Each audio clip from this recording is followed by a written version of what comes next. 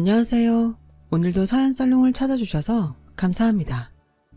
올해 환갑을 맞이했고 재작년에 소위 말하는 인생 역전의 주인공이 된 여성입니다. 인생 역전 같은 건 저처럼 평범한 사람에겐 절대 일어나지 않는 일인 줄 알았어요. 그런데 막상 이런 감사한 일이 저에게 일어나니 2년이 흐른 지금도 실감이 나지 않을 때가 있는데요. 이곳 사연들을 자주 듣다가 저도 저의 이야기를 들려드리고 싶다는 생각에 이렇게 글이라는 걸 써봅니다. 저에게는 아들과 딸이 있어요. 아들은 어릴 때부터 공부에는 영 관심이 없고 친구들만 좋아해 늘 제가 걱정을 하곤 했는데요. 그런 반면 딸은 그런 오빠 때문인지 어려서도 뭐든 저 혼자 알아서 하는 아이라 어디에 내놔도 흠잡히는 일이 없었어요. 게다가 애들 아빠가 병으로 일찍 세상을 떠났기에 집안 형편도 좋지 않았는데 딸은 아무런 원망도 없이 혼자 문제집을 끼고 공부를 했고 그 결과 이름만 들으면 다 아는 명문대를 혼자의 힘으로 장학금까지 받으며 입학을 했어요.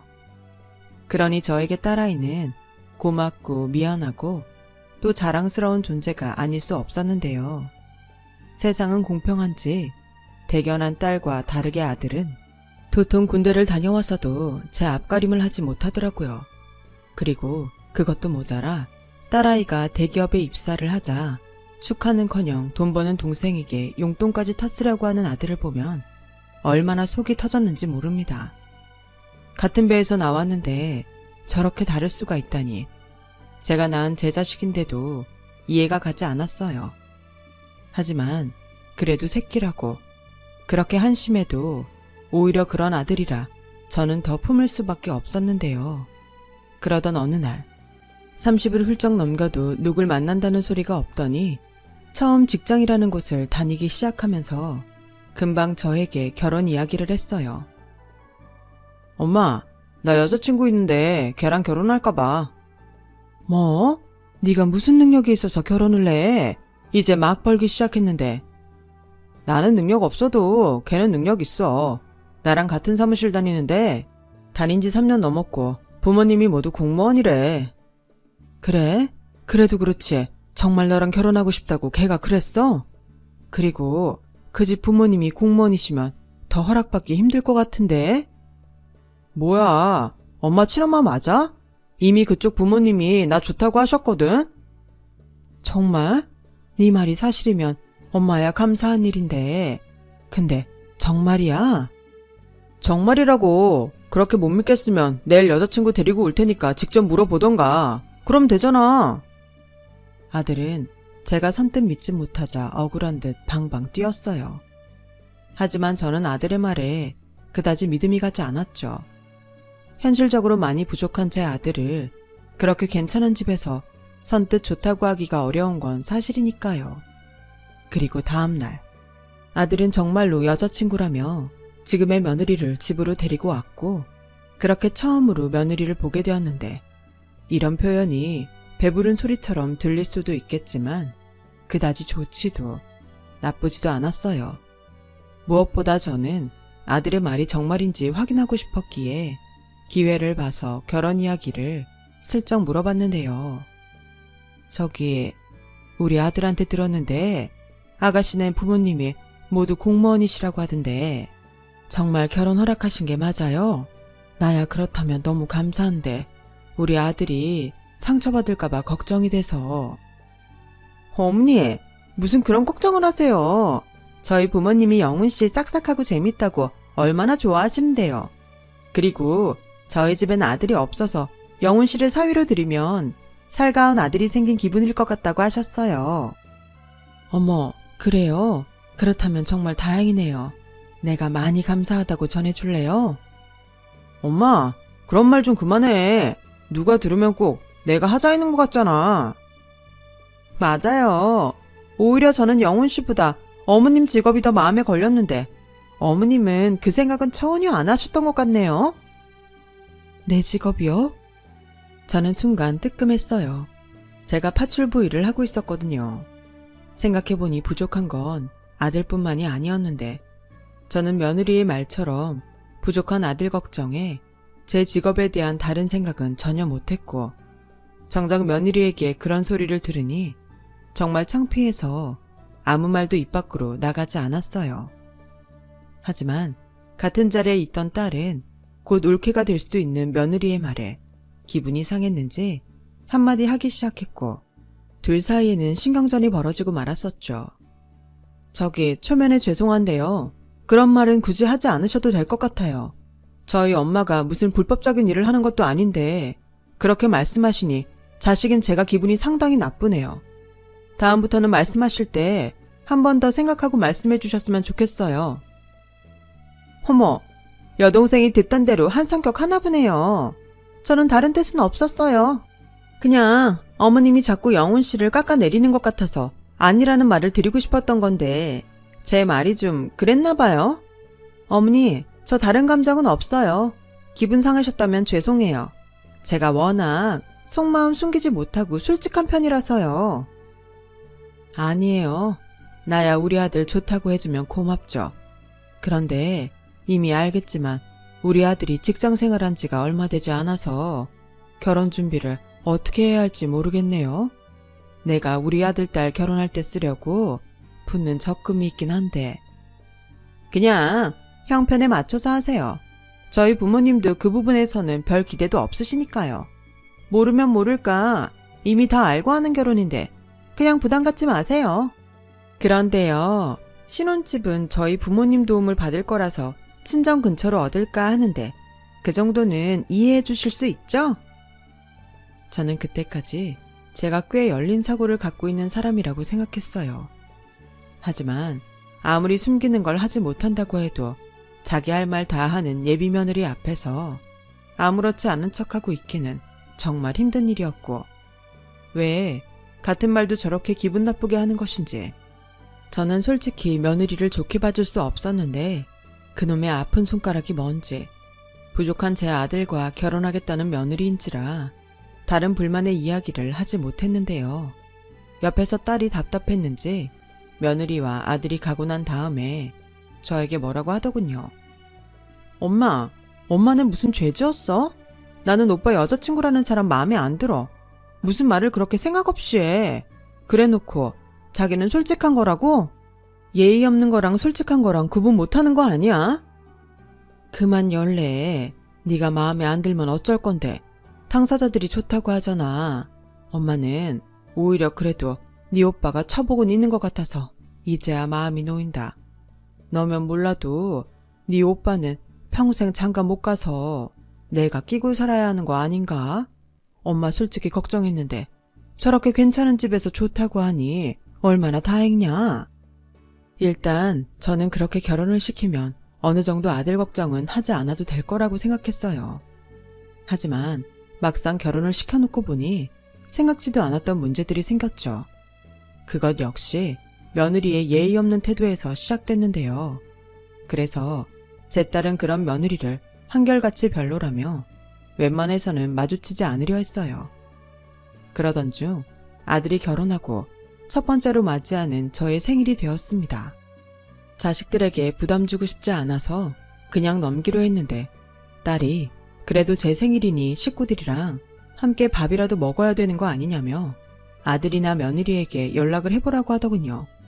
식당 예약은 자기가 알아서 하겠다면서요. 그래서 저는 며느리에게 전화해서 제 생일이라고 말하는 것이 좀 그래서 아들에게 연락을 했고 아들은 바쁜지 전화를 받지 않았는데 이상한 건 동생인 딸이 전화를 해도 받지 않는다는 것이었어요. 그래서 딸이 메시지도 보내고 기다렸는데 메시지 확인은 하면서 답은 하지 않았고 저는 아들 내외에게 무슨 문제라도 생겼나 걱정이 되는 마음에 망설이다 며느리에게 전화를 걸었어요. 네, 어머니. 너네 혹시 무슨 일 있니? 아무 일 없는데요. 왜요? 아니, 영훈이한테 아무리 전화를 해도 받지를 않고 영미가 문자를 해도 답이 없다고 해서. 아, 아마 영훈 씨는 어머님이랑 아가씨 전화는 받지 않을 거예요. 뭐? 왜? 그게요. 제가 제 입으로 말하긴 좀 민망한데 저는 저 빼고 영훈 씨가 어머님이든 아가씨든 통화하는 게 저만 왕따 시키는 것 같아서 제가 기분 나쁘다고 영훈 씨한테 말했거든요. 뭐라고? 나랑 영미는 네가 오히려 우리를 불편해할까봐 배려한 건데 네가 그런 마음인 줄은 몰랐구나. 그럼 앞으로는 영훈이 말고 너한테 하면 되겠니? 영미한테도 그렇게 일러둘게. 아니 됐어요. 지금 어머니 기분 나쁘시다고 저한테 비꼬시는 거잖아요. 용건 있으시면 저한테 문자만 한 통 주세요. 그리고요, 이건 제 얘기가 아니라 상식이라서 말씀드리는 건데 요즘 시어머니가 며느리한테 불쑥 전화하는 건 개념 없는 행동이라고 욕먹어요. 나도 너무 답답해서 어디 한번 물어나 보자. 너 빼고 아들한테 전화하는 건 너 왕따 시키는 거라고 싫어하고, 그렇다고 너한테 전화하면 개념 없는 행동이라고 하니 그럼 아예 니들한테 연락을 하지 말라는 소리니? 네, 아까도 말씀드렸지만 필요한 용건은 문자로 주시면 되죠. 굳이 꼭 통화를 해야 하나요? 저는 서로 어느 정도 거리를 두고 사는 것이 나중에라도 감정 상하는 일이 없다고 생각해요. 지금은 서운하실 수 있지만 분명히 시간 지나면 제가 현명하다는 걸 알게 되실 거예요. 저는 며느리의 말도 안 되는 궤변에 그만 화가 나서 알겠다고, 다시는 니들에게 연락하지 않겠다고 전화를 끊어버렸어요. 그리고 그 얘기를 딸에게도 했는데 제가 아무리 말려도 딸이 화가 났는지 장문의 문자를 며느리에게 보냈다고 하더군요. 넌 뭐 굳이 그렇게 장문의 문자를 보내? 안 봐도 좋은 내용은 하나도 없을 텐데. 자기가 용건 있으면 문자로 하라고 했다며. 그래서 할 말 문자로 보낸 건데 왜? 무슨 문제 있어? 그리고 엄마 생일이라고 말도 안 했지? 그야, 그런 소리를 듣는데 생일이니 오라고 할 수 있어? 됐다, 됐어. 무슨 대단한 날도 아닌데 그냥 너랑 나랑 미역국이나 끓여 먹고 말자. 싫어. 엄마가 그렇게 하면 새언니랑 오빠는 엄마는 그래도 되는 사람이라고 생각한단 말이야. 내가 뭐 와서 생일상을 차리라 그래? 아니면 대단히 비싼 선물을 사오라고 했어? 그냥 와서 같이 축하하고 밥 먹자는 건데 그 정도도 안 하면 그게 자식이야? 아, 나는 모르겠다. 네가 계속 그러니까 이젠 생일 같은 거 그냥 아예 없어졌으면 좋겠다. 엄마는 무슨 말을 그렇게 해. 1년에 한 번 있는 날을. 됐고, 엄마 뭐 갖고 싶은 거 없어? 내가 뭐든 다 사줄게. 지금 생각해도 딸은 저에게 든든하고 참 고마운 존재예요. 하지만 며느리에겐 어쩌면 저보다도 더 신경 쓰이는 존재였고, 그 장문의 문자 내용이 뭔지는 모르겠지만 다음날 저녁 며느리는 잔뜩 화가 난 얼굴로 아들까지 데려와서는 저희 집에서 제 딸과 한바탕 소란을 피우고 돌아갔어요. 아가씨, 내가 아무리 참으려고 해도 이건 아닌 것 같아서 찾아왔어요. 내가 나이로 보나 서열로 보나 아가씨 윗사람인데 이 문자 뭐예요? 왜요? 제가 뭐 틀린 말이라도 보냈나요? 새언니 솔직한 거 좋아하는 사람 아니었어요. 자기는 솔직한 편이라고 하면서 남은 솔직하게 말하는 건 싫은가 보죠? 뭐예요? 아가씨는 지금 그게 솔직한 걸로 보여요? 이건 예의가 없는 거라고요. 내 말이요. 올케 언니가 저희 엄마한테 하는 행동은 솔직한 게 아니라 예의가 없는 거예요. 난 구분 못하는 줄 알았더니 아니었네요. 그리고 용건은 문자로 하고 전화하면 개념 없다는 소리가 어디 며느리가 시어머니한테 할 소리예요? 아가씨가 시집을 안 가서 몰라서 하는 소리죠? 아가씨도 시집 가봐요. 시어머니 전화가 반가운가. 그리고 영 끊고 살자는 소리도 아닌데 뭘 그렇게 발끈해요? 저 어머님 생신 알고 있었어요. 아가씨가 말 안 해도 챙겨드리려고 했는데 그런 개념 없는 문자를 받으면 제 마음이 어떨 것 같아요? 예, 그만 진정해라. 영미가 도대체 뭐라고 보냈길래 이렇게 불같이 화를 내니? 영미 너 핸드폰 가지고 와봐. 내가 네가 보낸 문자 좀 봐야겠다. 됐어요. 여기에 어머님이 끼는 것도 이상해요. 아무튼 아가씨, 내가 아가씨보다 윗사람이라는 거 잊지 말고 다음부터는 조심해줬으면 좋겠어요. 알겠어요. 다음부터는 조심할게요. 그리고요, 말이 나왔으니 하는 말인데 우리 엄마도 올케 언니보다 윗사람이니 제발 조심 좀 하세요. 지금도 됐어요가 뭐예요? 나는 문자 보여줄 수 있어요. 내가 욕을 쓴 것도 아니고 없는 말 지어낸 것도 아니니까. 근데 올케 언니가 저한테 보낸 문자는 좀 그렇죠? 정말 한마디를 안 지네. 됐어요. 저 앞으로 시댁엔 절대 오지 않을 거니까 그런 줄 아세요. 그리고 자기 선택해. 나야 자기 식구야. 뭐? 무슨 그런 말이 있어. 자기야, 난 당연히 자기지. 그럼 자기도 지금 이 순간부터 당신 식구들이랑 영 끊어. 안 그럼 나 자기랑 이혼할 거야. 이혼? 안 돼. 절대 안 돼. 알았어. 나는 무조건 자기가 하라는 대로 할게. 그러니까 이혼한다는 말은 하지 마, 제발. 저는 며느리에게 쩔쩔매는 아들의 모습에 내내 꾹꾹 참았던 인내심이 바닥이 났고 그만 아들의 뒤통수를 3개 치고 말았는데요. 저의 그런 행동에 며느리가 더 많이 놀란 듯 토끼 눈을 하고는 아무 말도 하지 못했어요. 그래, 나도 너 같은 아들 없다고 생각할 테니 가서 잘 먹고 잘 살아. 행여 무슨 일이 있어도 우린 이제 아무 사이 아니니 연락하지 말고. 알겠니? 네, 비록 부족한 너를 장가보낸 거라 할 말도 제대로 못했지만 지금 네 꼴을 보니 그냥 나도 아들 같은 거 없었다고 생각하는 게 낫겠다. 어머, 어머니, 지금 폭력을 쓰신 거예요? 그러니 이 사람이 자기 식구들에게 정이 없는 거예요. 저희 부모님은 저한테 한 번도 폭력을 쓰신 적이 없어요. 이러니 제가 공무원인 저희 부모님하고 파출부인 어머니를 차별할 수밖에 없는 거라고요. 제가 말을 안 해서 그렇지. 솔직히 어머님 직업 저 다른 사람한테 창피해서 말도 못해요. 어떻게 하고 많은 일 중에서 파출부 일을 하세요? 뭐? 내가 파출부라 너희한테 뭐 피해준 거 있니? 네, 어머님이 파출부라는 게 저희한테는 쪽팔리고 창피한 일이라 피해 주시는 거 맞아요. 나 참 기가 막혀서. 올케 언니, 지금 그게 말이 된다고 생각해요? 됐어요. 우리 엄마가 이제 아들 없다고 생각한다고 했으니 이제 두 분은 저희 집에서 나가시죠. 지금 당장 나가지 않으면 경찰에 가택침입죄로 신고할게요. 아가씨도 그렇게 살지 마세요. 어디 그래서 제대로 시집이나 가겠어요? 대기업 다니면 뭐해? 성격이 저렇게 꼬였는데. 자기야, 가자. 며느리와 한심한 아들은 그렇게 제 집에서 나갔어요.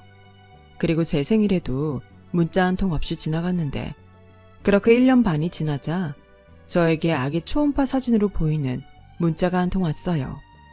어머니, 잘 지내시죠? 제가 임신을 했어요. 다른 건 모르겠지만 그래도 안씨 집안 손주인데 알려야 할 것 같아서요. 저는 그 문자를 보고 솔직히 기분이 묘했어요. 어찌됐든 손주가 생긴 거니까요. 하지만 우리는 이미 남남처럼 지내기로 한 사이니 달리 단문자를 보내지 않았는데 그렇게 보름 정도 지나니 웬일로 며느리가 저에게 전화를 걸어왔더라고요. 여보세요? 어머니, 저예요. 누구시죠?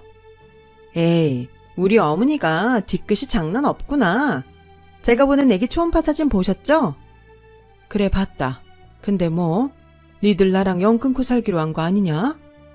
그건 맞는데 손주는 손주잖아요. 어머님은 손주가 안 반가우세요? 됐고, 용건이 뭐야? 네가 용건도 없이 먼저 전화할 애가 아니잖니? 눈치도 빠르시다. 그게요, 어머님한테 여쭤볼 게 있어요.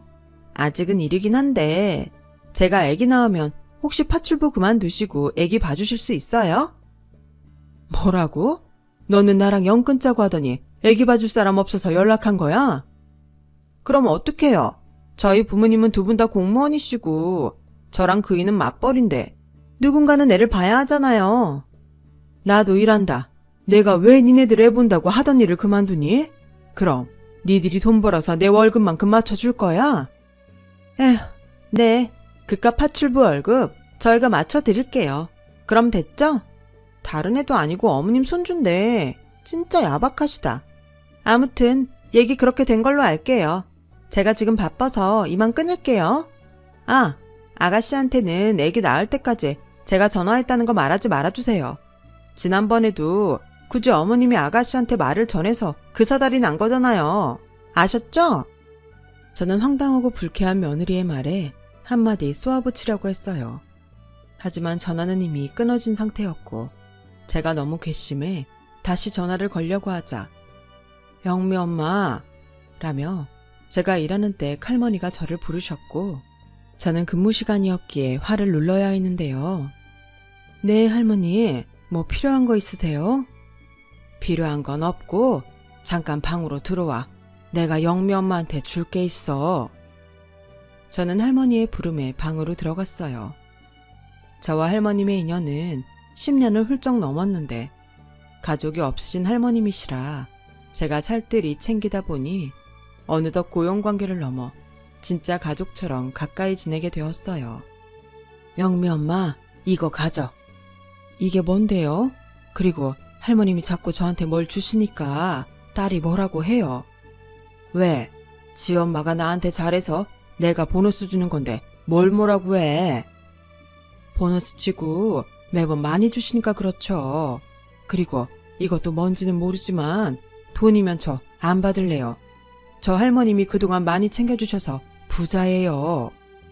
부자는 무슨, 부잔데 왜 여태 일을 그만 못 둬?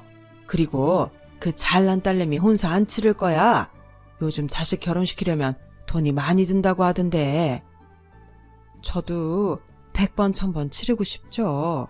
지가 가야 말이지. 그리고 저희 딸 돈 잘 벌어요.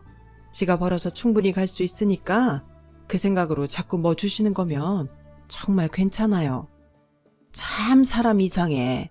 준다는데 뭘 자꾸 됐다 그러는지. 그리고 그거 돈 아니야. 심부름이야.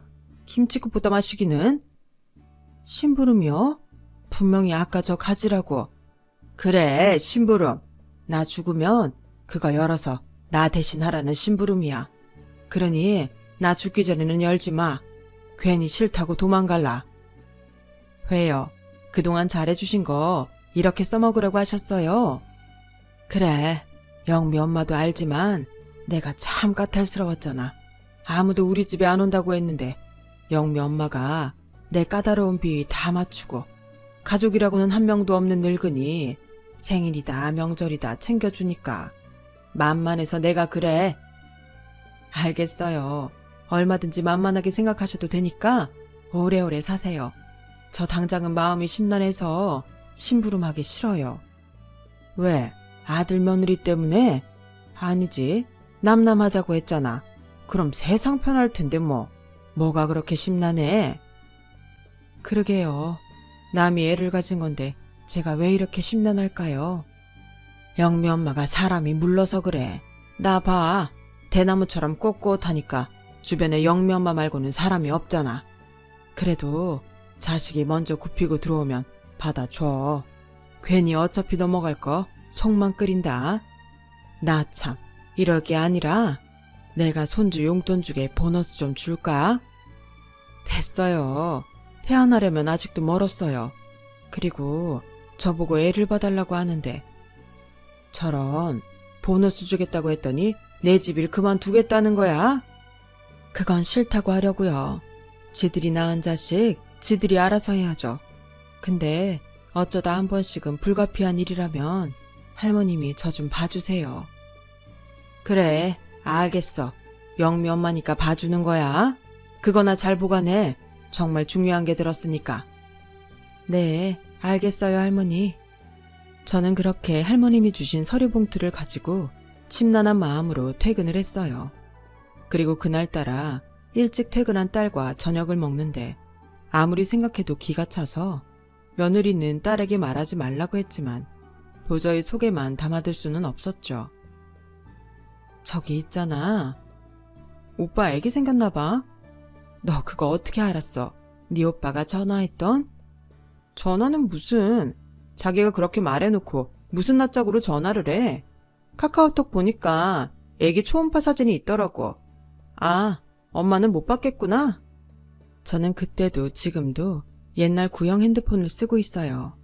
게다가 딸이 말하는 그런 메시지 같은 건 하지도 않는데 딸은 그걸 통해서 아들네 소식을 간간히 알고 있었다고 하더라고요. 설마 애기 생겼다고 연락하거나 그러면 엄마 절대 받지 마.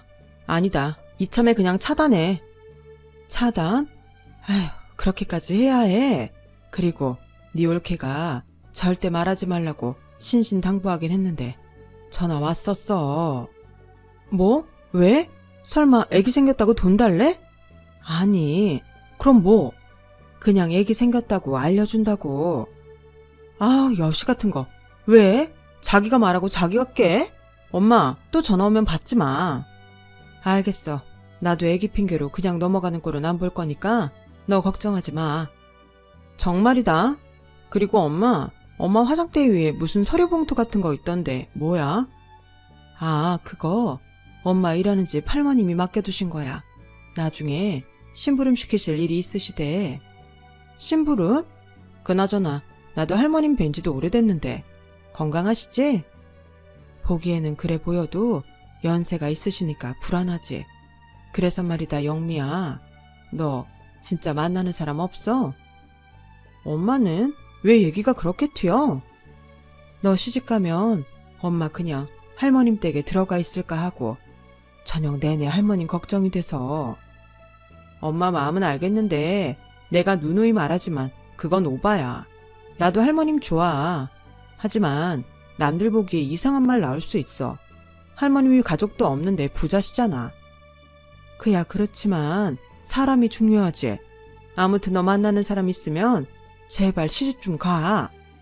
싫어. 난 돈 벌어서 우리 엄마랑 재미나게 살 거야.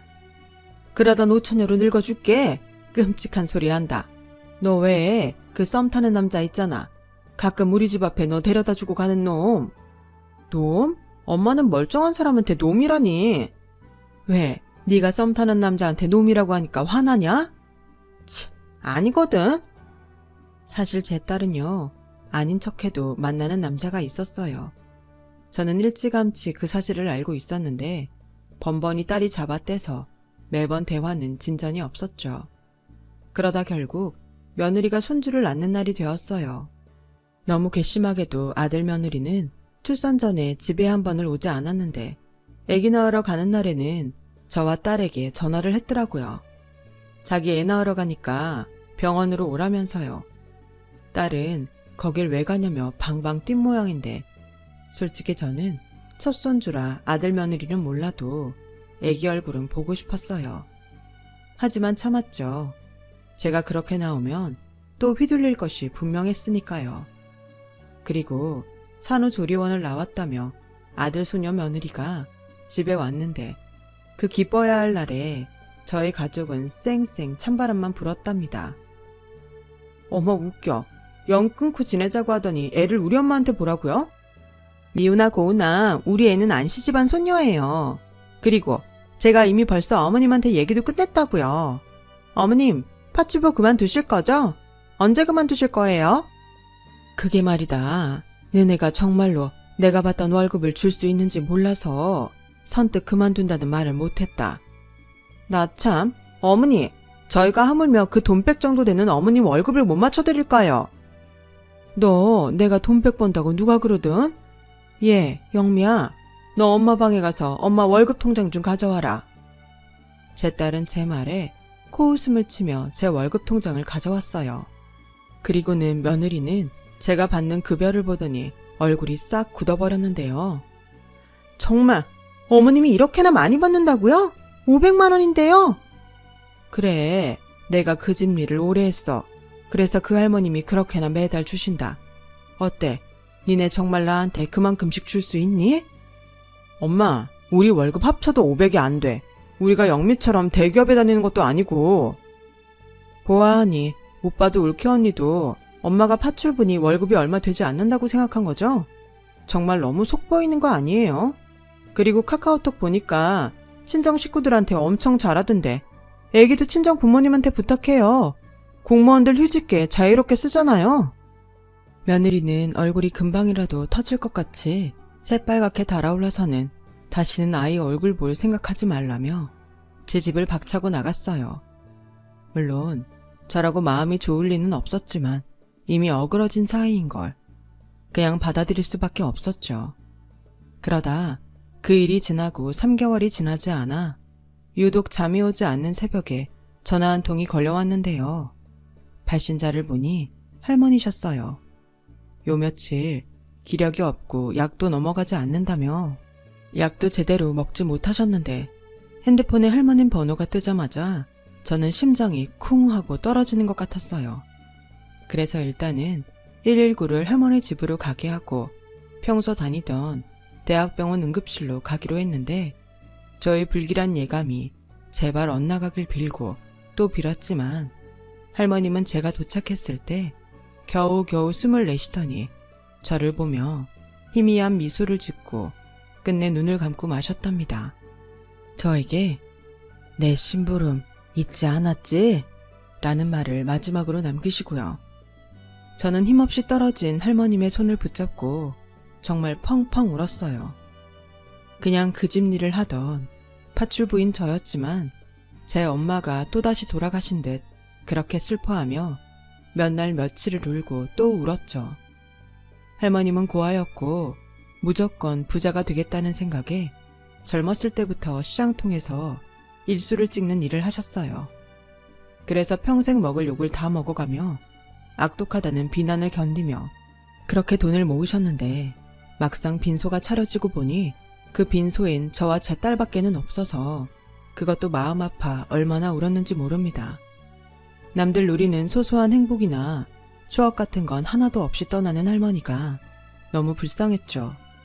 그리고 할머님의 바람대로 할머님의 수목장을 치르고 온 날, 저희 집엔 처음 보는 변호사 2명이 저와 제 딸을 기다리고 있었어요. 누구세요?